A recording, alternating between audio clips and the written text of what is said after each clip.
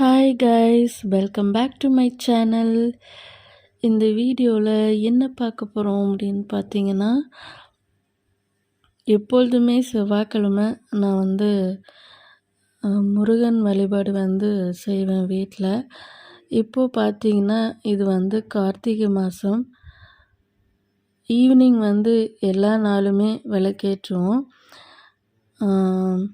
இந்த கார்த்திகை தீபம் மட்டும் இல்லை, கார்த்திகை மாதம்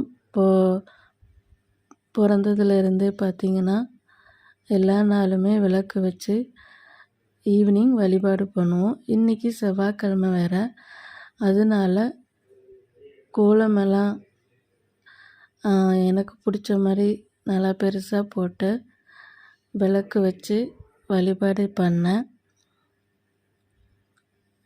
கோலம் எப்பொழுதுமே அரிசி மாவில் போட்டோம்னா ரொம்பவே நல்லா இருக்குங்க. கோலம் நல்லா ஒயிட்டாக பிரைட்டாக தெரியும்.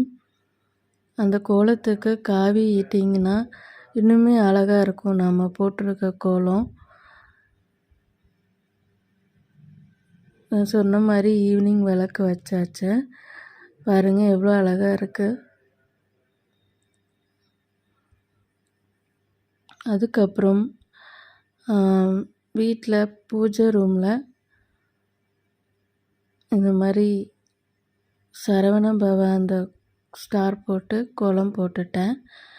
அதெல்லாம் ரெடி பண்ணிவிட்டு நம்ம விளக்குக்கு மஞ்சள் குங்குமம் வைப்போம் இல்லையா, அதுக்கு ரெடி பண்ணிக்கலாம். அதுக்கு நார்மலாக மஞ்சள் மட்டும் நீங்கள் வச்சிங்க அப்படின்னா அதோட ஸ்மெல் அவ்வளோவா இருக்காது. லக்ஷ்மி கடாட்சமாக இருக்கணும், நல்லா எப்பொழுதுமே பூஜை அறை மணமாக இருக்கணும் அப்படின்னு பார்த்தீங்கன்னா இந்த பொருளை நீங்கள் ஆட் பண்ணுங்கள். என்னென்னு பார்த்தோம்னா சந்தனம் நான் ஒரு கட்டி ஆட் பண்ணியிருக்கேன். நெக்ஸ்ட்டு மஞ்சத்தூள் 2 ஸ்பூன் ஆட் பண்ணியிருக்கேன். இது என்னன்னு பார்த்தீங்கன்னா ஜவ்வாது கொஞ்சம் நான் ஆட் பண்ணுறேன். இந்த மாதிரி நம்ம செய்யும் பொழுது வீட்டில் எப்பொழுதுமே மங்களகரமாக இருக்கும், லக்ஷ்மி கடாட்சம் இருக்கும். லக்ஷ்மி தேவிக்கு ரொம்ப பிடிச்சதுன்னு பார்த்திங்கன்னா மணமான பொருட்கள் தான். ஏலக்காய், ஜவ்வாது, மல்லிகைப்பூ, இந்த மாதிரி நல்லா வாசனை மலர்கள், வாசனை திரவியங்கள் இதெல்லாமே மகாலட்சுமிக்கு ரொம்ப பிடிக்கும். அடுத்தது பார்த்திங்கன்னா நான் பச்சை கற்பூரம் ஆட் பண்ணிக்கிறேன்.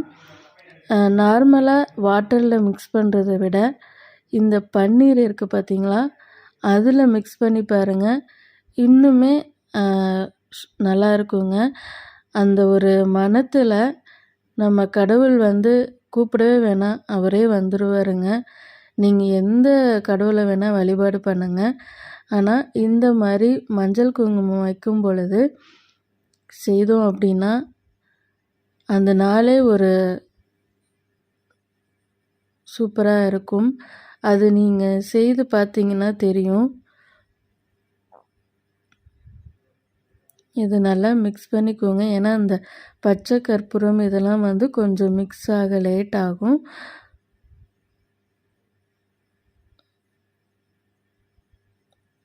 கட்டித்தன்மை இருந்தால் அது கொஞ்சம் நல்லா நைஸ் பண்ணிவிட்டு அப்புறமா நீங்கள் இந்த மாதிரி மிக்ஸ் பண்ணி விட்டுக்கோங்க.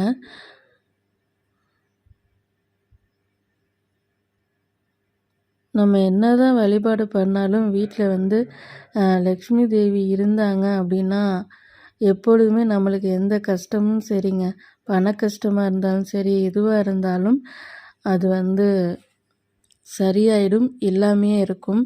எப்பொழுதுமே சந்தோஷமாக நிம்மதியான வாழ்க்கை நம்மளுக்கு கிடைக்கும். விளக்கெல்லாம் நல்லா அலம்பிட்டு அதை தொடச்சிட்டு அடுத்தது மஞ்சள் குங்குமம் வச்சுக்கிறேன் நான். நீங்கள் இதை மிக்ஸ் பண்ணோடனே பார்த்திங்கன்னா அவ்வளோ மனமாக இருக்கும். நம்மளோட மைண்டும் பார்த்திங்கன்னா ரொம்பவே ப்ளசண்ட்டாக இருக்கும். கண்டிப்பாக அதை ட்ரை பண்ணி பாருங்கள்.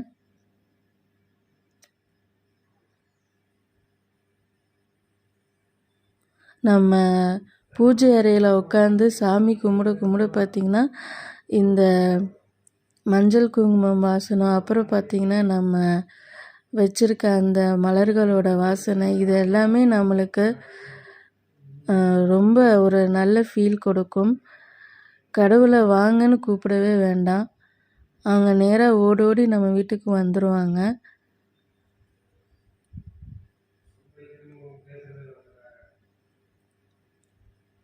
நிறைய பேர் பார்த்தா எவ்வளோ கடவுள் வழிபாடு பண்ணாலும் கடவுள் நம்மளுக்கு எவ்வளோ கஷ்டங்கள் கொடுக்குறாங்க அப்படியெல்லாம் நினைப்பீங்க. கண்டிப்பாக அது எல்லாமே வந்து பார்த்தோம்னா நம்மளை கஷ்டப்படுத்துறதுக்காக இல்லை, அதிலிருந்து நம்ம வாழ்க்கைக்கு தேவையான அனுபவத்தை எடுத்துக்கலாம். கண்டிப்பாக நீங்கள் இந்த மாதிரி யோசிச்சுக்கோங்க. கடவுளுக்கு வந்து நம்ம வந்து குழந்தைங்க மாதிரிங்க. என்னைக்காவது தாய் தந்தையர் வந்து குழந்தைங்களுக்கு வந்து கெட்டது நினைப்பாங்களா சொல்லுங்கள்? எப்போவுமே கடவுள் நம்ம கூடயே நமக்கு இருப்பார். ஆனால் கொஞ்சம் காலம் ஆகும். அது வரைக்கும் நம்ம பொறுமையாக இருந்து தான் ஆகணும். வாசப்படிக்க எல்லாம் வச்சிடறேன். நார்மலாக செவ்வாய் வெள்ளி அப்படின்னா இந்த மாதிரி தான் பண்ணுவேங்க. நம்ம வீட்டு வாசப்படியில் காலடி எடுத்து வச்சு வந்தோம்னாவே இந்த சந்தன குங்குமத்தோட வாசம் வந்து அவ்வளோ அருமையாக இருக்கும்.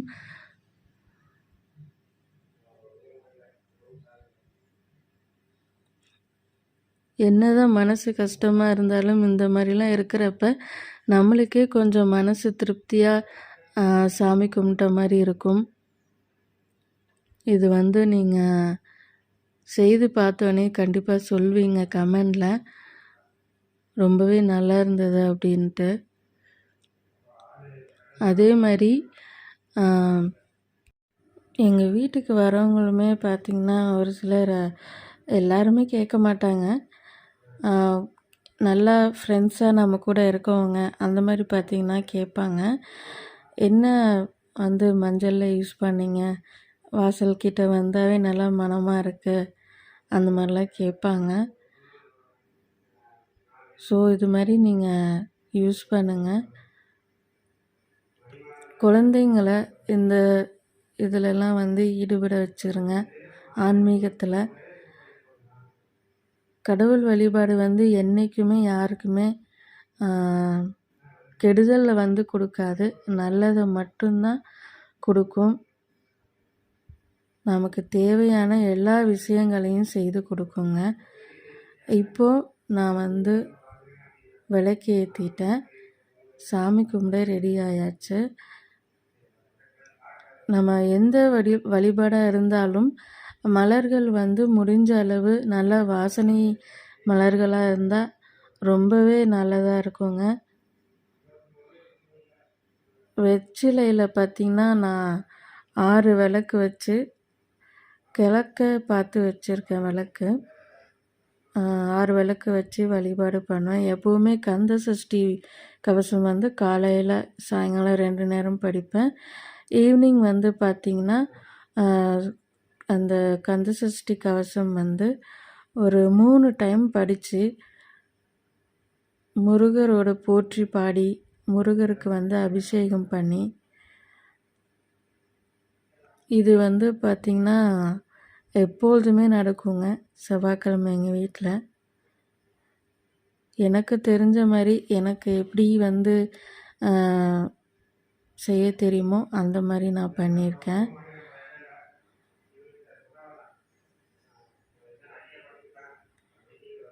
கருங்காலி வேல் வந்து இருக்குது. அதே மாதிரி பார்த்திங்கன்னா இந்த ஓம் சிம்பிள் இருக்குது. எனக்கு வந்து இந்த வேல் வழிபாடு இதெல்லாம் பண்ணதுலேருந்தே கொஞ்சம் நல்லா இருக்குங்க. எவ்வளோதான் இருந்தாலுமே எல்லாருமே கேட்குறது என்னென்னா, உங்கள் வீட்டில் சண்டே வராதா, உங்களுக்குள்ளே சண்டே வராதா, எப்போவுமே ஹாப்பியாக ஃப்ரீயாக இருக்கீங்க ஜாலியாக அப்படின்னு தான் கேட்பாங்க.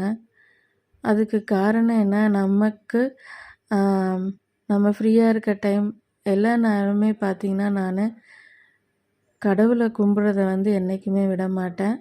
அவங்க மேலே எவ்வளோ கோவம் இருந்தாலும் சரி, சந்தோஷம் இருந்தாலும் சரி, கோவம் இருந்தாலும் கூட அந்த வழிபாடை நான் விடவே மாட்டேன்.